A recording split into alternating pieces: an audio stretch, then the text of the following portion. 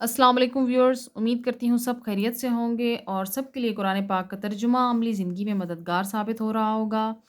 Viewers, 5ویں پارہ کا 7واں رکوع ہم نے شروع کیا تھا، جس کا آج آخری لیسن ہے۔ سورہ النساء ہماری جاری ہے۔ اللہ پاک ہمیں ہدایت کاملہ عطا فرمائے اور ایسا کوئی لفظ زبان سے نہ نکالے جو کسی کی گمراہی کا سبب بنے۔ اللہ پاک ہدایت کی توفیق عطا فرمائے اور دوسروں کے لیے بھی ہدایت کی راہیں ہموار فرمائے۔ آمین ثم آمین۔ اب آپ اپنا آج کا لیسن سٹارٹ کرتے ہیں۔ اعوذ باللہ من الشیطان الرجیم، بسم اللہ الرحمن الرحیم۔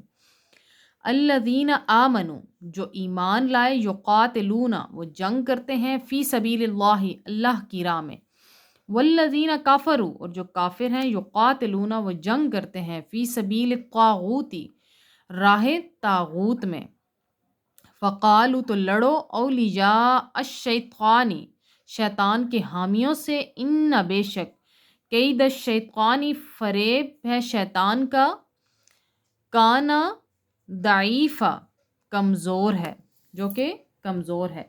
ابھی یہاں پہ کیا ذکر ہو رہا ہے کہ اللہ پاک جہاد اور قتل و غارت میں فرق بیان کر رہا ہے کہ لڑتے تو مسلمان بھی، اللہ پاک ترغیب تو مسلمانوں کو بھی دے رہا ہے لڑنے کی، اور لڑتے تو غیر مسلم بھی ہیں۔ اب ان دونوں میں زمین آسمان کا فرق ہے۔ مومن کی جنگ الہی کلمت اللہ کے لیے ہے، یعنی عدل و انصاف کے لیے ہے، مساوات و حریت، نیکی و تقوی کی اقدار کو زندہ کرنے کے لیے ہوتی ہے، جبکہ غیر مومن کی جنگ پس پردہ صرف مادی فوائد ہوتے ہیں اس کے کار فرما، کسی ملک پر قبضہ، کسی قوم کو غلامی کی زنجیروں میں جکڑنا، اپنے لیے تجارت کی منڈیاں قائم کرنا، مفتوحہ ممالک کی معدنیات اور قدرتی ذخائر سے فائدہ اٹھانا ہوتا ہے۔ ان تمام چیزوں کو طاغوت یعنی باطل کی ایک لفظ سے تعبیر کیا گیا ہے۔ ان مقاصد کے لیے جو جنگ لڑی جائے، خواہ لڑنے والوں کے سر پر ہلالی پرچم لہرا ہو اور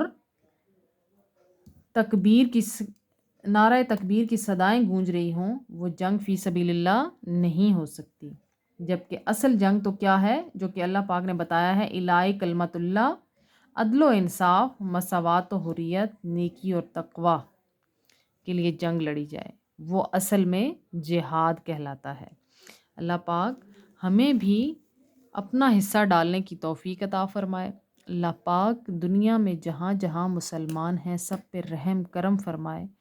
اللہ پاک دوسرے انسانوں کو بھی ہدایت عطا فرمائے کہ وہ اللہ کی راہ میں چل سکیں، دین اسلام کی خوبصورتی کو پہچان سکیں، اس کی کاملیت کو پہچان سکیں اور اس دین اسلام میں شامل ہو کر اپنی دنیا و آخرت سنوار سکیں۔